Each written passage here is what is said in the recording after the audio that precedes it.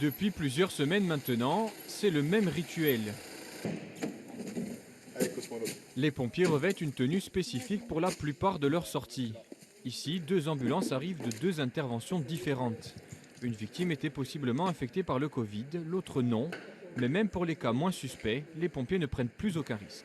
Alors en intervention et avant de repasser l'ambulance opérationnelle, on la désinfecte de fond en comble. On ne prend pas de risque parce que la personne peut être porteur sain et ne pas le savoir et le contaminer. Donc voilà, toutes les interventions, on les prend comme si c'était des Covid. À l'intérieur aussi, les gestes ont changé. À Ajaccio, comme dans d'autres casernes, certains pompiers ont été contaminés par le coronavirus.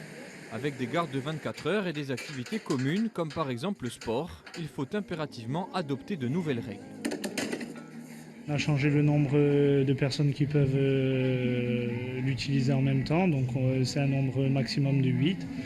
Et puis on a mis un certain nombre d'ustensiles pour désinfecter tout. En fait, on a renforcé la désinfection des agrès et on a diminué le nombre de pratiquants. Le travail des pompiers s'est donc alourdi. Les sorties sont souvent plus stressantes et demandent plus de vigilance.